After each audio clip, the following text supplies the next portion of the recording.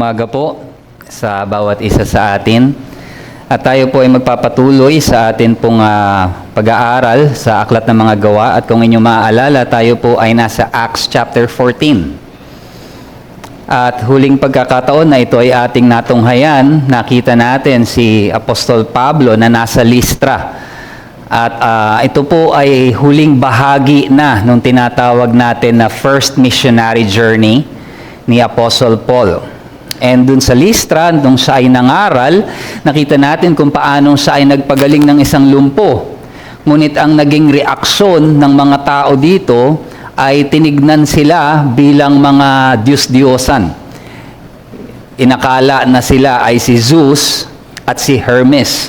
At pinili ng mga tao na mag-alay sa kanila, ng mga taga-Listra. Bagamat si Pablo ay patuloy silang pinigilan, sinubukan silang sawayin, ang sabi po ay natuloy pa rin. Itinuloy pa rin ng mga taong ito ang kanilang pag-aalay. Ngayon, susundan po natin ito in chapter 14, verse 19. Ito po yung mga huling pangyayari.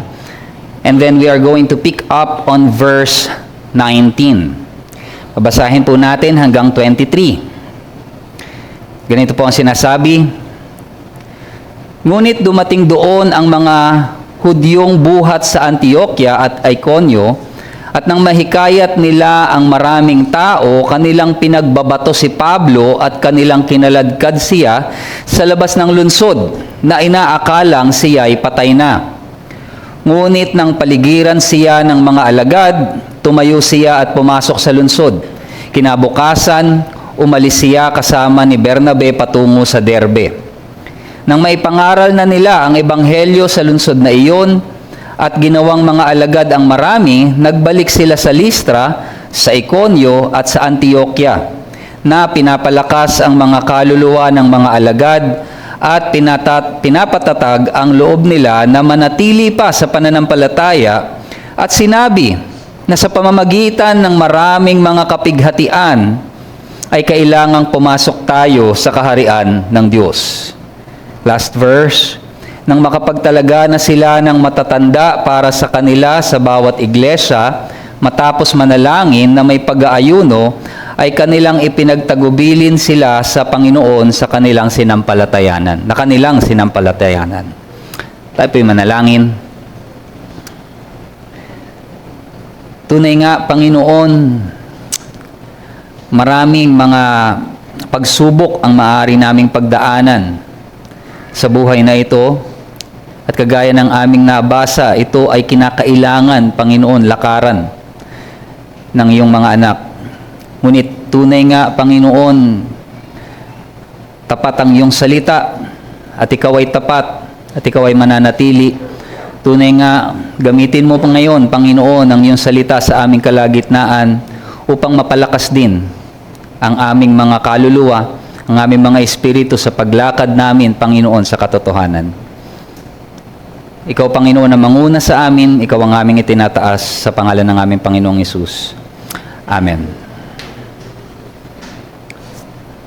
Noon pong 1914, ay itong si Sir Ernest Shackleton ay nag-set out siya para dun sa tinatawag na isang famous survival na journey, yung Imperial Trans-Antarctic Expedition. Ang kaso, yung sinakyan nilang barko, yung The Endurance, ay natrap sa Antarctic ice. So ilang buwan, yung crew niya, sila, for months, nandun lamang sila, natrap sila dun sa yelo, at unti-unting naiipit yung kanilang barko na sinasakyan, and eventually ito ay lumubog. So na-stranded sila sa floating ice at napaka-hostile. Imagine niyo, napaka-hostile ng ganung environment. Napakalamig, freezing yung temperature.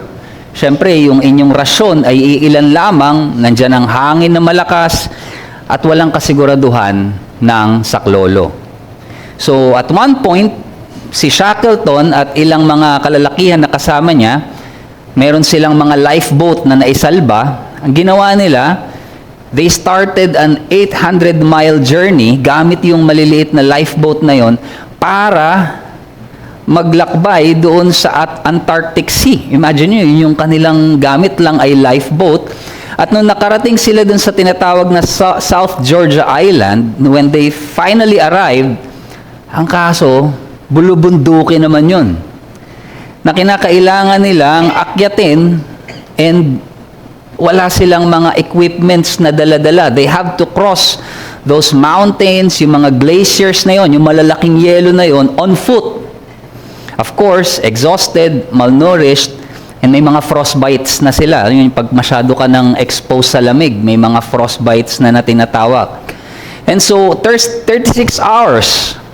Imagine, 36 hours silang umaakyat dito sa mga parang bulubundukin na covered ng yelo, walang proper equipment. Ito yung kinakailangan nilang daanan. And parang nandun na yung pagod, pwede ka nang, gusto mo na lang daw, siguro pag nagpahinga ka, baka makatulog ka, and that's it. Wala na. Pero, they pressed on. And when they finally descended, nung nakababa na po sila, nakababa sila doon sa whaling station, yung mga nanguhuli ng whale. So may whaling station silang napuntahan doon, on the other side of the island, and nakita nila, they cannot believe yung kanilang tinawid. They had crossed what was thought impossible. Pero yun lang yung kaparaanan para sila ay makatagpo ng rescue, ng saklolo, on the other side, ng brutal na crossing na yun. That is the only way to reach it. And in the same way, kagaya ng ating binasang teksto, sabi ni Apostle Paul, that through many tribulation, we must enter the kingdom of God. There is no other way. Dito nakita natin kung paano sinabi ni Apostol Pablo sa mga mananampalataya, kinakailangan nating daanan ng mga kapighatian para makapasok sa kaharian ng Diyos. There is tribulations to come. At parang ganun yung larawan. There is no other way. Kailangan natin itong lakaran, tawirin. The kingdom of God is not reached. Hindi natin ito nararating by avoiding hardship. It is reached by passing through it. Kaya mensahe po natin ngayong umaga ay ito. Through many tribulation, God leads His people and preserves them in the church. Through many tribulations, God leads His people and preserves them in the church. And una natin tignan is yung cost of gospel faithfulness. The cost of gospel faithfulness. Nakita natin dito sa ating talata, karugtong ito nung chapter 14, at ito nga ay huling bahagi na nung tinatawag na first missionary journey, yung paglalakbay ni Apostol Pablo para ipangaral, ibahagi ang ebanghelyo sa iba't ibang lugar. Pero ang sabi diyan, the Jews, yung mga Hudyo na kanyang maaring nag-persecute sa kanya, sabi dito, but Jews came from Antioch and Iconium. So nanggaling itong mga Hudyo na ito sa Antioch, Iconium, at nagpunta sila sa Lystra for the very purpose of persecuting Paul. Alam niyo po kung gaano kalayo, estimated at least itong Iconium and Antioch dito sa Lystra, it's 161 kilometers. That means kung nandito tayo sa San Pablo, that would be Baler o kaya ay Subic. Ganun kalayo. Imagine niyo yun. And walang modern transportation nun. Walang bus, walang kotse. So they might have been traveling on foot. So maaaring naglakad lang itong mga to, o nakakamelyo sila, o maaaring nakakabayo. Pero it would have been 6 to 8 days for them to travel. Ganun na lang yung hatred nila kay Apostle Paul, itong mga Hudyo, itong mga religious leader, para i-persecute siya. But take note, it reminds us, ganito rin yung zeal ni Apostol Pablo nung siya ay hindi pa tinatawag ng Panginoong Hesukristo. When he was persecuting the Christians, do you remember that? Di ba? On the way nga siya sa Damascus noon, para hanapin yung mga Kristiyano. Naglumalabas siya ng Jerusalem talaga para hanapin yung mga Kristiyano. Ganun na lamang yung kanyang zeal as well to persecute the Christian. And ironically, this time, si Paul, ngayon yung hinahunting nitong mga Hudyo na to. And pagdating nila doon, itong mga Hudyo na ito, nakumbinsin nila yung mga tao against these missionaries, kina Paul and Barnabas. And mapapansin nyo, gano'n na lang sila ka-fickle-minded. Kasi, just a few, kumbaga, hindi natin alam kung gaano katagal yung nag-elapse na time, pero it could have been weeks or months. Pero they were actually sacrificing to them, thinking they were gods. But now, of course, maaaring nakita nila, hindi, iba yung ipinapangaral nito, pero napaka-fickle-minded nila ngayon. And so they were convinced to the point na sabi nila, oo nga, ang mga taong ito worthy of death. And right there and then, si Pablo ay pinagbabato. Stoning. Ito po ay capital punishment para sa mga Hudyo. Alam natin yan, sa Old Testament, ito yung kanilang capital punishment sa kamatayan. And it was supposed to be outside the city. Kapag mayroong capital punishment ng stoning, ginagawa ito outside the city. Pero pansinin po ninyo, dito ang sabi, the crowds, they stoned Paul, pinagbabato si Pablo, and then dragged him out of the city when they supposed him to be dead. Nung inakala nilang namatay na. So, kumbaga parang inambush nila si Paul. Wala ritong nangyaring parang hearing, court. No. Nandun siya sa loob ng city. Dapat kasi ilalabas dun yung kung sino man yung i-stone.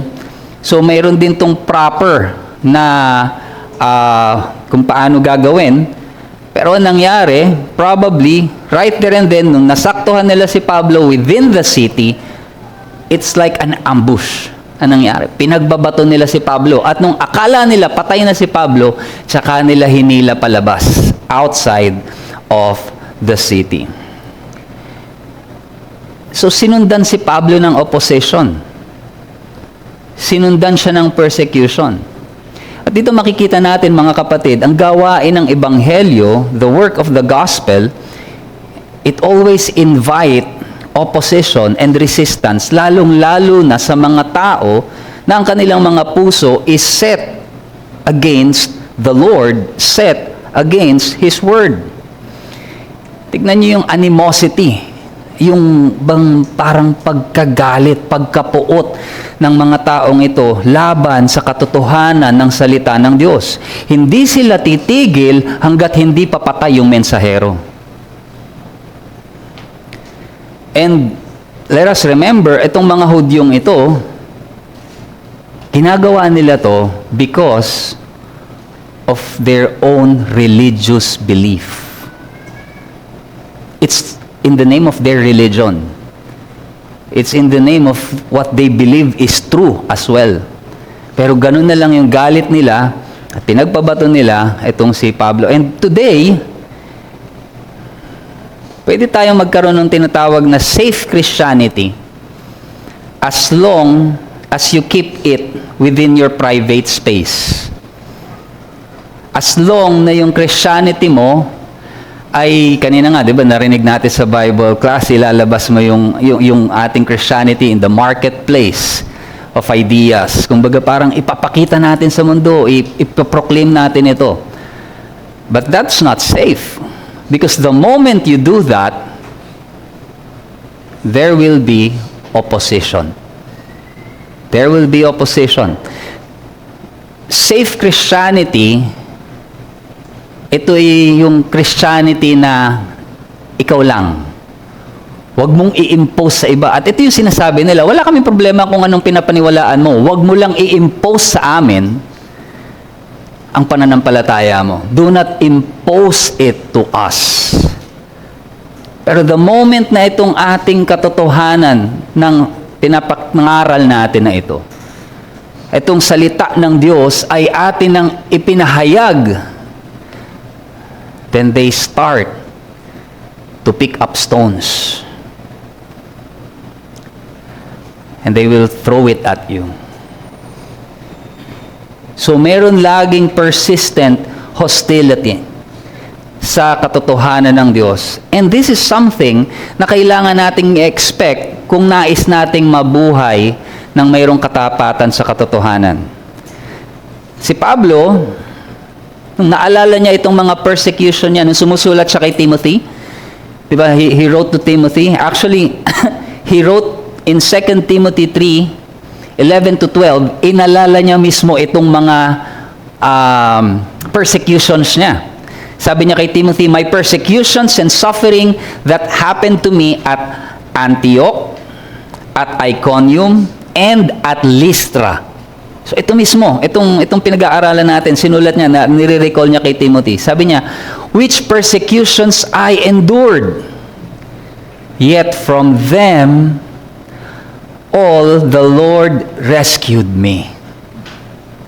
From them all the Lord rescued me. And then, listen to this. Ito yung sinabi niya kay Timothy. "Indeed, all who desire to live a godly life in Christ Jesus will be persecuted." Ulitin natin. All who desire to live a godly life, lahat ng nagnanais na mamuhay. Anong klaseng pamumuhay? A godly life. Anong sabi ni Pablo? All who desire to live a godly life in Christ Jesus will be persecuted. Hindi ito might be. Hindi siguro baka kayo ay ma-persecute. There is this sense of definitiveness. Kasiguraduhan kay Pablo na mararanasan mo ito. Sinabi ito ni Pablo as a matter of fact. Ang suffering, hindi ito abnormal sa buhay ng isang Kristiyano. Pero kagaya nga nung nakita natin, bagamat ito isang katotohanan sa buhay ng mananampalataya, hindi ito kawalan ng pag-asa. There is deliverance and there is preservation from the Lord. Kaya nga nasabi ni Pablo, "From them all the Lord rescued me." Ano nangyari dito? Sa verse 20, nakita natin, when the disciples gathered to him, so ibig sabihin pala, nagkaroon na at this time ng mga alagad sa Lystra. So parang hindi na ito parang idinitalye sa atin ni Luke. But then, there's disciples now in Lystra. And sabi dito, when the disciples gathered around him, siguro pumunta sa kanya, probably to check on him, probably to recover his body. Kasi nga, inakalang siya ipatay na. Pero anong sabi dyan? He rose up, bigla siyang tumayo, and entered the city. He was dragged out of the city, pero muli siyang bumalik doon sa city. And on the next day, he went on with Barnabas to Derbe. And kinabukasan, tumuloy sila sa Derbe. Now, etong mga alagad na ito, can you imagine, possible yung surprise and joy na naramdaman din nila nung biglang tumayo si Pablo, and amazingly, he's still alive. And given yung condition niya, na sabi, inakala na nga siya ng mga tao na siya ay patay na, walang malay, he was supposed to be dead. May mga commentators na it may have been, sabi nila, baka ito ay miraculous healing. Baka nagkaroon ng pagpapagaling kay Pablo or even resurrected him back from the dead. Kasi, sabi nga, imagine, pinagbabato siya to the point na para siyang patay na. And then all of a sudden, bumangon, pumasok doon sa city, and then kinabukasan, bumiyahe papuntang Derbe. But whether this is miraculous or not, hindi ibinigay sa atin ni Lucas yung detalye, whether miraculous or not, ang malinaw na punto dito is that Paul was still preserved by God. There is God's preservation sa buhay ni Apostle Pablo, and the mission was not yet over. Hindi pa tapos ang gawain ng Ebanghelyo. Nagpatuloy pa rin sila na ipangaral ang Ebanghelyo dito sa Derbe. In verse 21, they went there, and etong Derbe, sa first missionary journey ni Apostle Paul, ito yung pinakamalayo na mararating nila. And here, they made many disciples. Nagbungang patuloy ang gawain ng pangangaral ng Ebanghelyo after spending some time. And mula dito sa Derbe, this time, nag-backtrack na sila, going back sa mga lugar na kanilang dinaanan. Lystra, Iconium, Antioch. Ito yung mga lugar kung saan si Apostol Pablo ay talagang strongly opposed. Nakita natin.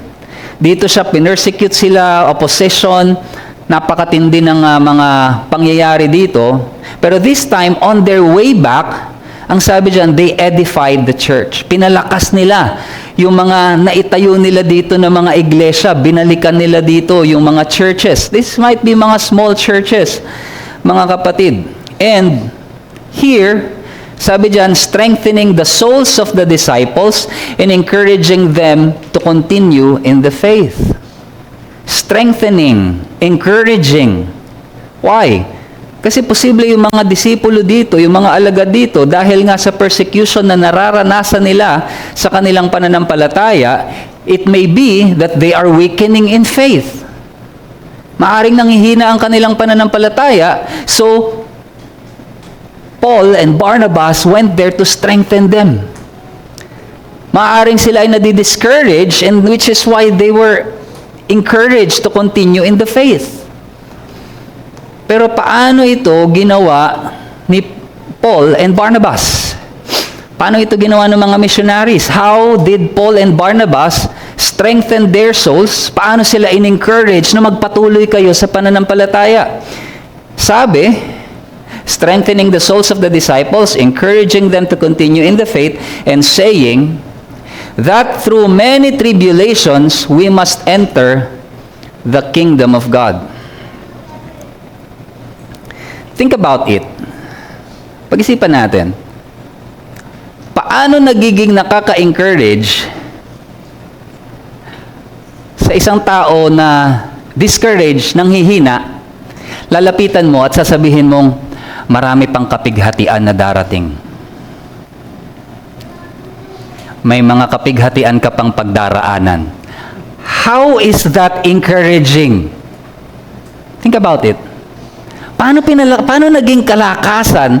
Paano naging strengthening, encouragement, yung sabihin na marami ka pang kapighatian na daraanan para makapasok sa kaharian ng Diyos?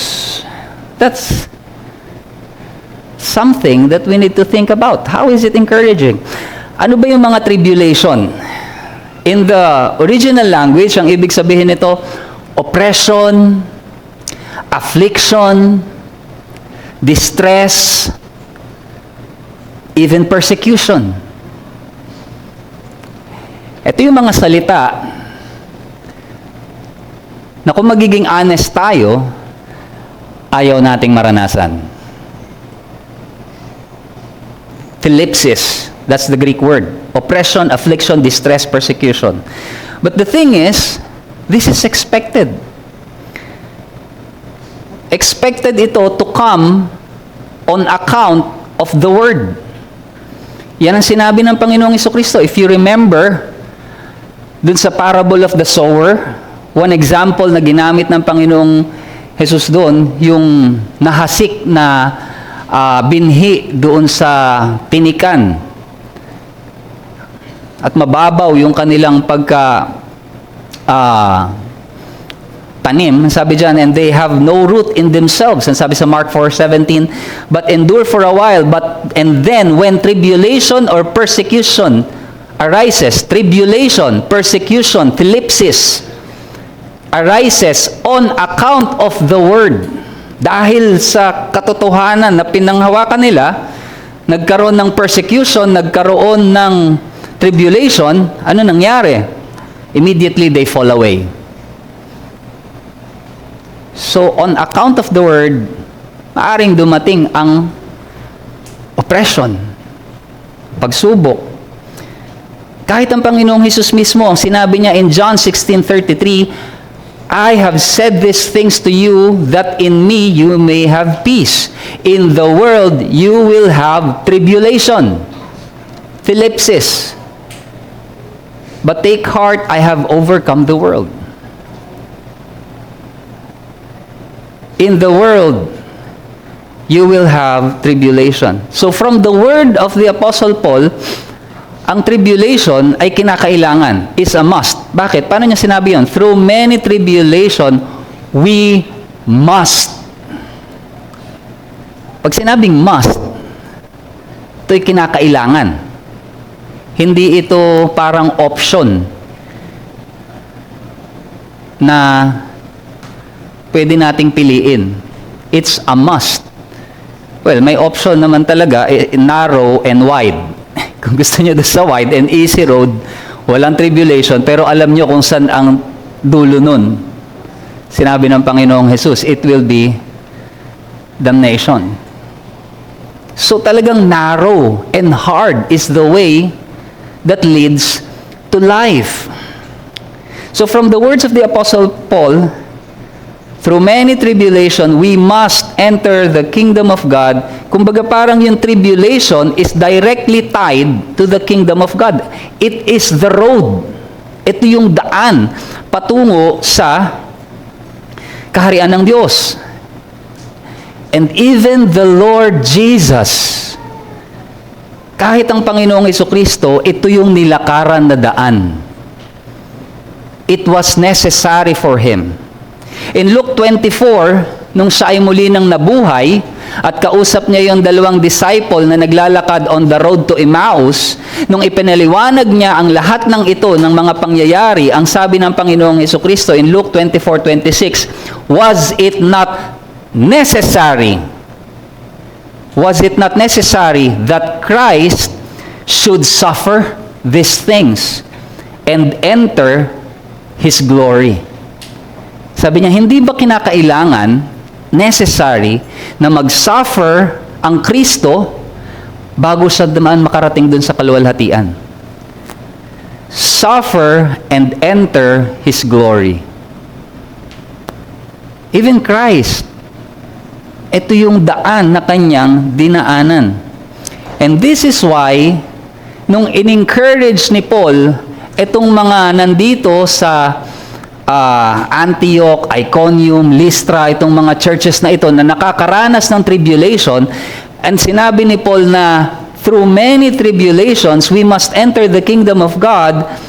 The reason why they are being encouraged, dahil ito ay evidence that they are on their way to the kingdom.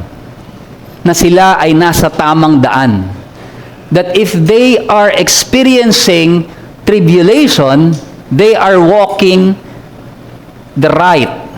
in the right direction. And here's the thing, tribulations are temporary. The kingdom of God is eternal. Kaya sabi ni Pablo sa Romans 8:18, for I consider that the sufferings of this present time, ngayon lang to, etong mga hinagpis in this present time, are not worth comparing. Hindi natin siya pwedeng ikumpara saan? To the glory that is to be revealed. Na ipapahayag. Ito yung pangwalang hanggan. Yung kaluwalhatian na darating. Panandalian lamang ang mga bagay na ito. And so, The point here is this: the path of Christ does not advance through comfort,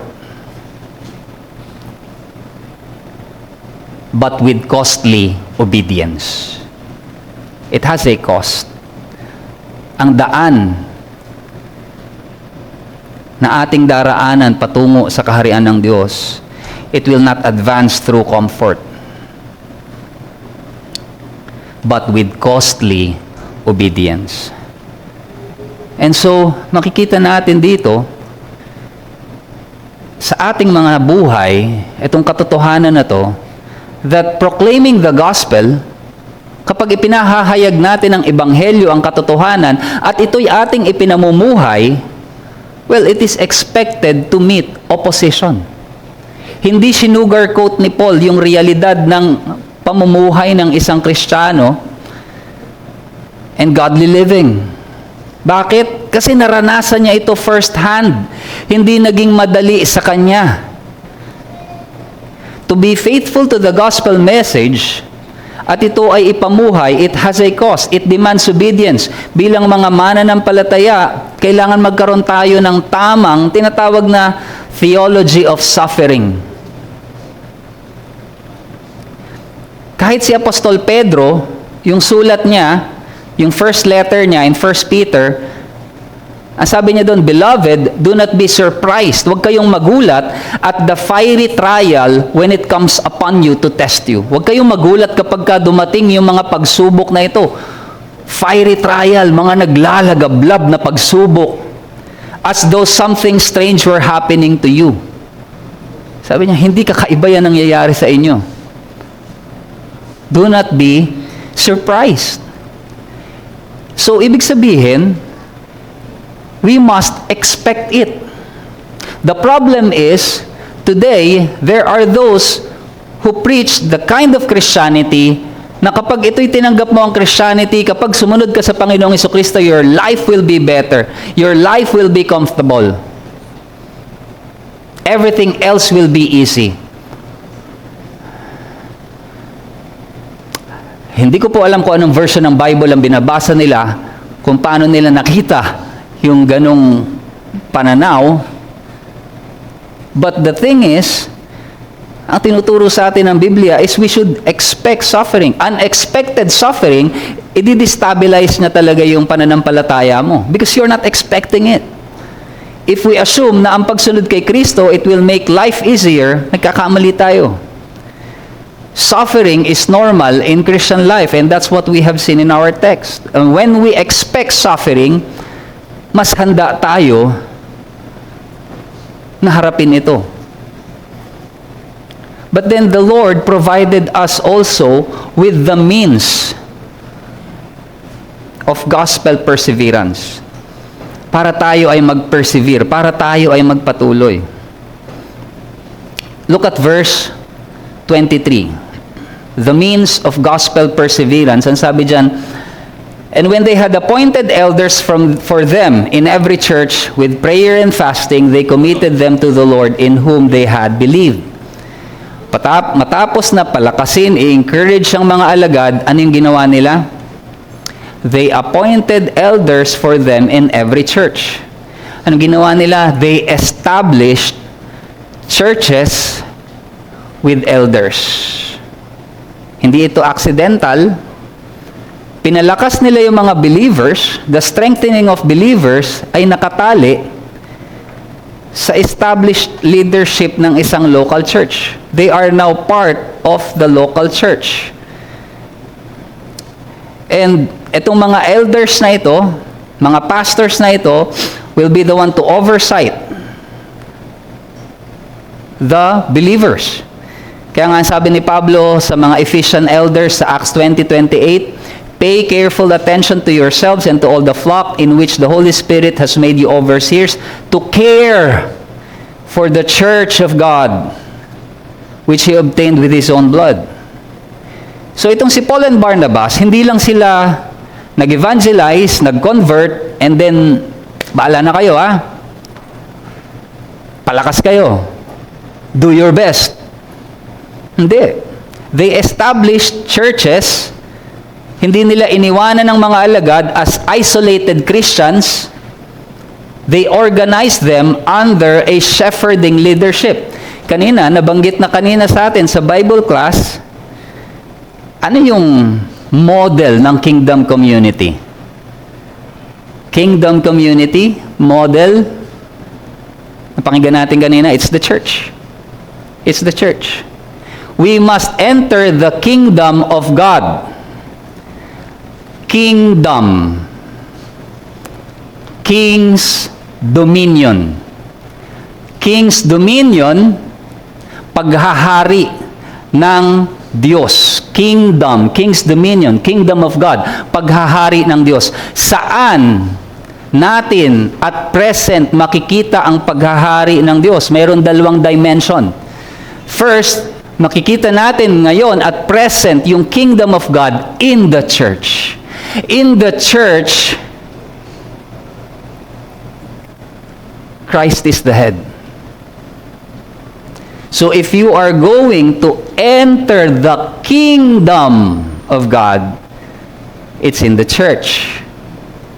King's dominion.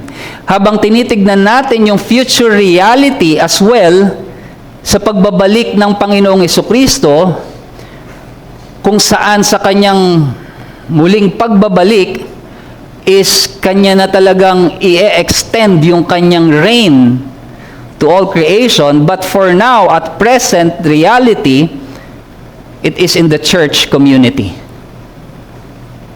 So saan ipe-preserve? Saan magkakaroon ng preservation and perseverance ang isang mananampalataya? In the kingdom model community, which is the church. God's design for perseverance para ang isang mananampalataya ay hindi lamunin ng mga tribulation at kapighatian is through the local church under qualified leaders na nagbabantay sa kanila. Perseverance through tribulation, hindi ito masusustain ng iyong private spirituality. Na ako lang. But by covenant life with other believers.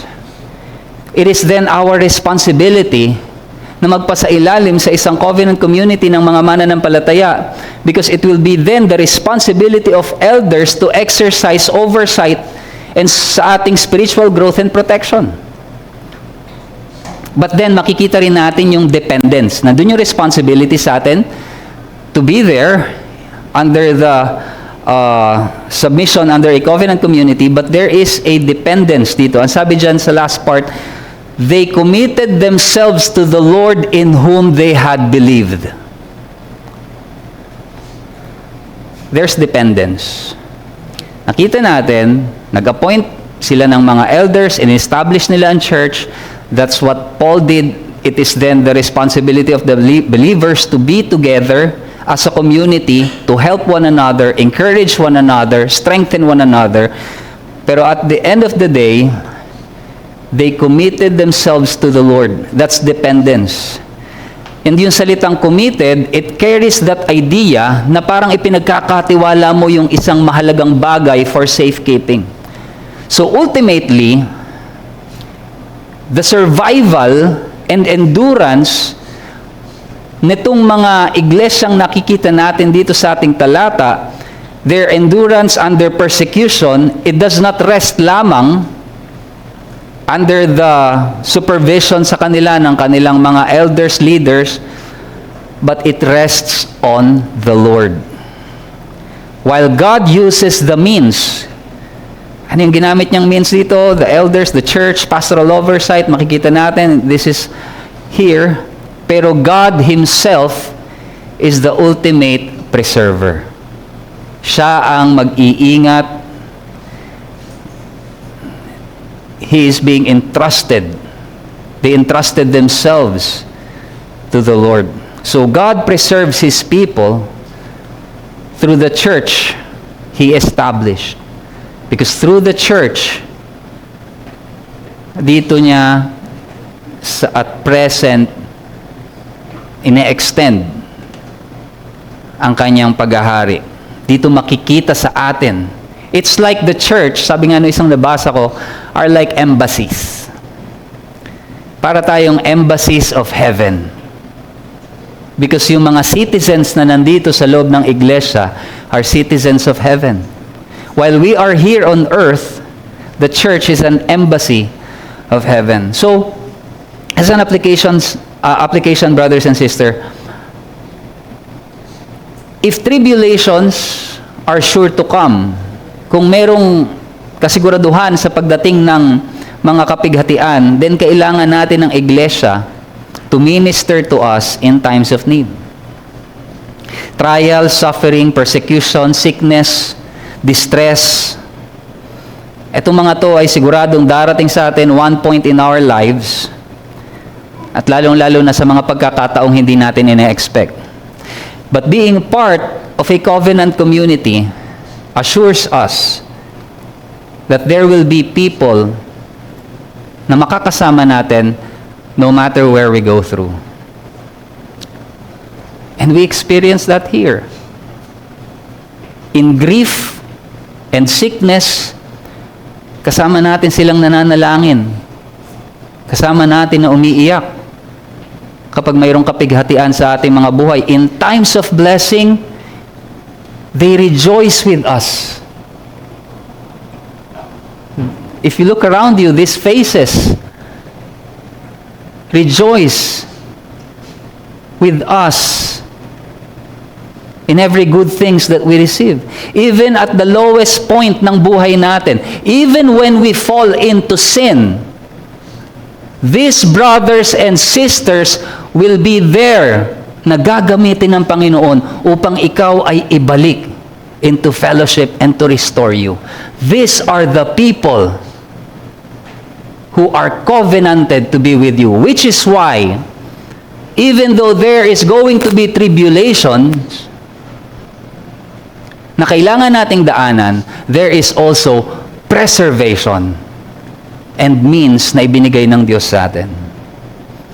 So being part of the local church is God's design para sa kanyang bayan to endure tribulations on their way to the kingdom of God. Hindi natin sinasabi, take note, that church membership saves. Hindi church membership ang magliligtas sa iyo. Far from it. That's not what we are teaching. Pero ang mga tunay na nananampalataya at naligtas at naging mga anak ng Diyos, they are designed to belong to a covenant community, to a family na siyang magpapalakas sa kanila, strengthening one another in holiness and in truth. At tandaan natin mga kapatid, yes, there will be suffering and trials, pero bago ang lahat, Christ endured and persevered before us all. Nauna na ang Panginoong Jesucristo to persevere through suffering. Bago pa man tayo tawagin to endure tribulation, Christ endured it for us. Bago pa tayo tawagin to persevere, He persevered to the cross. Si Kristo na siyang ating hari, nilakaran na niya ang daang ito. Tinatawag lang tayong sumunod sa Kanya. And kung ikaw ay pagod na sa mga kapighatian, do not merely cling to the church, cling to Christ. The church is only the means na ginagamit ng Diyos. But if you want a Christianity without a cost, without obedience, without suffering, you do not want a biblical Christianity. Hindi ka tinatawagan ni Kristo for comfort. Christ is calling you to Himself. At kung nasaan siya, there is a cross before the crown. Ngunit ngayon, kung ikaw ay wala ka pa rin sa pagpapasailalim sa pagkapanginoon ni Kristo, you cannot endure tribulation para sa isang kaharian na hindi ka naman kabahagi. You must first enter by faith. Talikuran mo ang iyong kasalanan, manampalataya ka kay Kristo na siyang nagbayad ng kasalanan doon sa krus. Let us persevere, brothers and sisters. It may be challenging, hindi natin alam kung ano ang pinagdaraanan ng ating katabi sa mga oras na ito. We may have our own tribulations, our own thlipsis, our own distress sa ating mga buhay. We don't know. And yet, we must walk through this. And this is something that God uses for us to grow more closer to Him, to grow more in our faith. At nawa maging paalala ito sa atin that we are walking in the right direction. Maybe some of you have already heard this story na nangyari noong 1968 sa isang Olympic marathon na isang runner from Tanzania na nagngangalang Joseph Stephen Akwari. Lumaban siya sa Mexico City at during the race, na-dislocate yung kanyang tuhod nung siya ay nadapa. Na-dislocate din yung kanyang balikat. At yung injury na yon, pwede na siyang mag-withdraw. In fact, dahil yung kanilang tinatakbuhan ay high yung altitude, marami ng iba na nag-withdraw dahil hindi nila kaya yung altitude ng hangin. Pero siya, itong si Akwari, nagpatuloy siya. Ilang oras siyang tumatakbo kahit meron ng mga nanalo. Tapos na, panalo na. Pero siya, pipilay-pilay, dislocated din ng kanyang balikat, pinilit pa rin niyang tapusin ito na halos wala ng tao dun sa stadium na nanonood. Tinuloy lang niya, he was actually limping. Ibig sabihin, pipilay-pilay na siya papunta dun sa finish line, nagdudugo yung kanyang paa, heavily bandaged, at every step of that was painful. Wala nang naghihintay na medalya sa kanya. Nothing's waiting for him dun. Wala nang papalakpak na mga tao dahil nakauwi na ang karamihan, iilan na lang yung naghihintay, yung mga officials mostly and other spectators remained. Pero nagpatuloy pa rin siya to cross the finish line. And when he was asked, bakit hindi ka nag-quit? Bakit hindi mo na lang, sana hindi mo na lang tinapos? Ang sagot niya, my country did not send me 5,000 miles to start the race. They sent me 5,000 miles to finish it. Hindi ako pinadala dito para simulan lang ang bagay na to. I was sent here to finish it. And that, brothers and sisters, is a picture of endurance. He understood that. It was not about comfort. It was not about applause.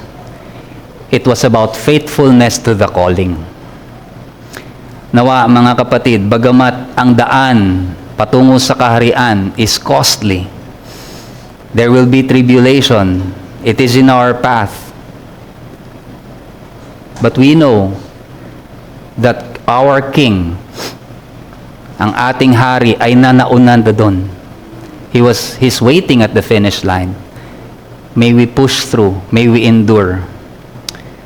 That truly, though there will be many tribulations na kailangan natin pagdaanan, may we persevere to it. Tayo manalangin. Aming amang Diyos, tunay nga, the road that awaits us will be hard. Kagaya ng sinabi ng iyong salita, there will be tribulations, O Lord, to enter your kingdom. But we thank you, O Lord, dahil ikaw mismo ang nagpapaalala sa amin sa katotohanan ito mula sa iyong salita. Tunay nga, Panginoon, we desire to be able to endure, Panginoon, when these things come. Help us, for we are weak. But we know, Panginoon, that hindi mo ito pinayagan nang walang kaparaanan ka na ibinibigay sa amin. You gave the means, O Lord, to preserve us, that we may persevere, and it is through your church, through the brothers and sisters, O Lord. Nawa nga, Panginoon, ang bawat isa ay maging kalakasan sa amin. Lalong-lalo na kapag dumarating sa mga ganitong pagsubok, Panginoon, may the church be able, O Lord, to strengthen one another, encourage one another as we go through, O Lord, this path. Nawa, Panginoon, tulungan mo kami, palakasin mo kami. Salamat sa iyong salita. Pagpalain mo, Panginoon, ang bagay na ito at magbunga sa aming mga buhay. Sa pangalan ng aming Panginoong Hesus, ito pong aming pasasalamat at dalangin. Amen.